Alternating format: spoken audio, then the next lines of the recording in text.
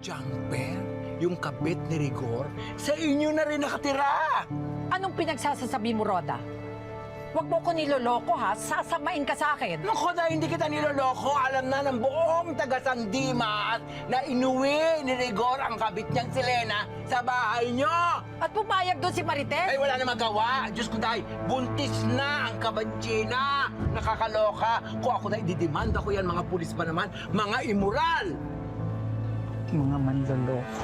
Mga walang hiya. Go, Dindeng! Go, go, go! Sige, rara! Sukulit ko, yes! Hindi pa rin siya tumitigil hanggat di niya nakikilala si Tanggol. Pinapakuha niya yung mga dokumento ng mga kriminal sa Quiapo. Kasama doon yung mga bagong laya. Ang kapal mo! Hindi ka pa ng kontento sa pagiging kabit! Sinisisip mo para sa sarili mo dito sa bahay ko! Asan yung tabang mo? Marami na akong napatay na kriminal dito sa Quiapo. Marami na rin akong nakaharap na halang bituka. Sige, iputok mo! Ako na ng balita! Hindi ko nakita si Bubbles eh. Naikot ko na po kaya po pero wala siya doon. Parang si Bubbles yun ah. Bubbles! Si Bubbles! Bubbles! Ano nangyari sa'yo? May mga lumupot sa akin. Sino? Nakabas ka na sila. Ano ginawa nila sa'yo? Hinahasa nila ako na. Hindi pa tapos ang paghihiganti ko.